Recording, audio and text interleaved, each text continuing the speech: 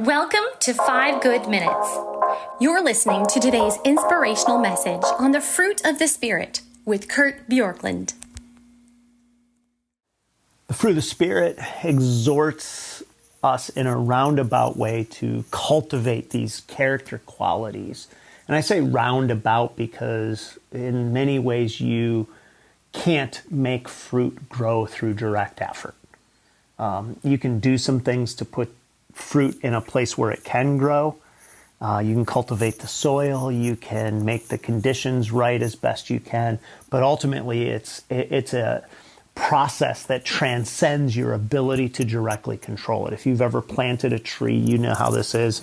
I've planted some trees over the years, and some of the trees that I planted have flourished with almost no effort from me.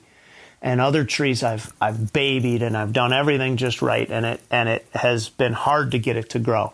Meaning the fruit of the Spirit's beyond you. But at the same time, it means put yourself in a place where you can create the where it's cultivated in such a way that it can grow. And there's a place that the word makrothumia, which is the word for patience, forbearance, is used in the New Testament that I just want to highlight for a moment here today. And this may not speak to everybody, but it's about the idea of ministry. This is 2 Timothy chapter 4, verse 2. Preach the word, be prepared in season and out of season, correct, rebuke, and encourage with great patience and careful instruction. Great makrothumia. So this was Paul writing to Timothy and saying, here's what I want you to do. So younger man in the ministry, older man in the ministry saying, preach the word, like always make it about the scriptures. And he gives him direct instruction about correct, rebuke, encourage. We could talk about the different aspects of all of those words, but his unifier is with great patience. Why? Because if you are engaged in trying to help somebody come along spiritually, maybe it's your children, maybe you lead a small group, maybe you're involved in ministry vocationally, different ways that you're trying to help people take steps forward. Chances are there will come a day when you will say, can't these people just get it? Can't they just take a step forward? And yet here Paul says, here's what I want you to do. I want you to keep the word central, but do it with patience. Do it with a long suffering. When people don't get it, when they don't believe it, when they don't act on it, don't get frustrated and lose your cool saying you ought to get it, but just keep coming back and instructing, correcting, rebuking, encouraging, pointing people back to the truth.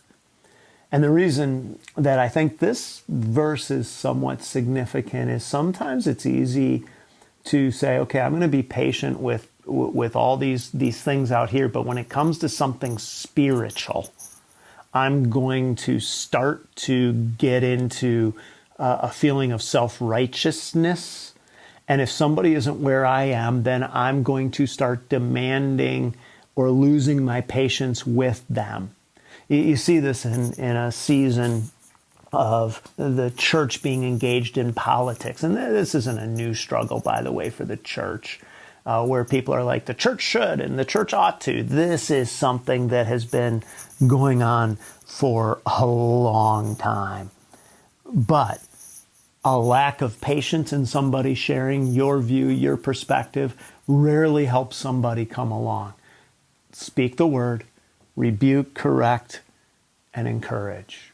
Rarely does frustration with your kids not taking a step have the result you want. Speak the word, correct, rebuke, and encourage, but do it all with this forbearing spirit, this patience, because that is what ultimately helps people see the glory of Jesus Christ.